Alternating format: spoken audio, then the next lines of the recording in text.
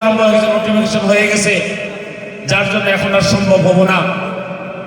এই ওয়ার্ডের যে ওয়ার্ড সদস্য, পঞ্চায়েতের প্রেসিডেন্ট বা আপনার পঞ্চায়েতের যে কাউন্সিলর আছে, ওনাদেরকে অনুরোধ করবো নির্বাচনের পরে এই ওয়ার্ডে দেখে দেখে বৃদ্ধ মানুষ যারা, বিধবা যারা, তাদেরকে আবার 100 অনুরোধে আপনারা দেওয়া লাগবে, যাতে বিনা পয়সায় অনুরোধে পায়। শ্রদ্ধা রাইস, দলগাঁও সমষ্টি নির্বাচন, এইবার নির্বাচনে হাতের ছবি নাই। এটা জানেন না? আপনার হাতের ছবি আছে কি জানেন কি? বুঝতে পারেন না হাতের ছবি যে নাই। এখানে রাইজের দলের আজিজুর সাহেবকে তারা হাতের ছবি থেকে সমর্থন জানাইছে। আজিজুর সাহেব ভালো মানুষ, আমি বলি না সে খারাপ মানুষ, সে মানুষ ভালো, সে মাইনরিটির জন্য ভালো কাজ করছে, কিন্তু উনার বাসাটা এই জায়গাটা না। উনারে লক করবার লাগা হইলে 500 কিলোমিটার দূরে যাওয়া, লক্ষ্মীপুর যাওয়া লাগবে। উনার অরিজিনাল বাসা হলো লক্ষ্মীপুর। দলগাঁও সমষ্টির কোন যোগ্য মানুষ নাই দেখি কোন আছে না? দলগাঁও সমষ্টি অত যোগ্য মানুষ থাকার পরেও এই লক্ষ্মীপুর থেকে মানুষ আসে এখানে আপনার ক্যান্ডিডেট হয়েছে রাইজের দলের।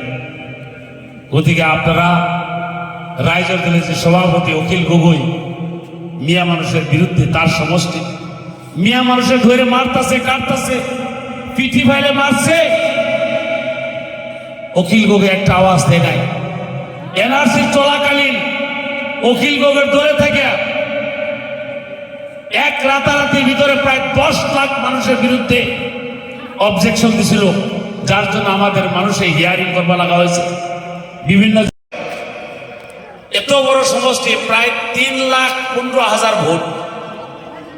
এই লালপুর থেকে শুরু করে একদম দরিয়াখাতি পর্যন্ত সময় আছে মাত্র 15 দিন। আজকে থেকে 15 দিন সময় আছে। এই 15 দিনে 300 ওয়ার্ড ঘোরা, মানুষের লক করা খুব কষ্টকর কাম, যার জন্য কথা লম্বা করবো না। আমি আবার ফির গুয়াহাটি যাওয়া লাগে, আসার 4টে মিটিং করে যাওয়া লাগে। শ্রদ্ধা রাইস, আজকের এই অনুষ্ঠানে যার বাসায় আমরা বসছি, ইব্রাহিম সাহ, উনি একটা সময় আমাদের দলের থেকে কাউন্সিলর হয়েছিল, উপমহোদয় ব্লকের উপসভানেত্রী হয়েছিল।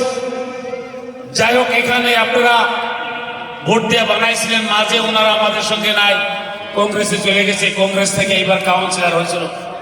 আপনাদের এই অঞ্চলের মানুষের মনের একটা আশা ছিল যে নতুন করে আমরা দলগাঁও সমষ্টি ঢুকছি।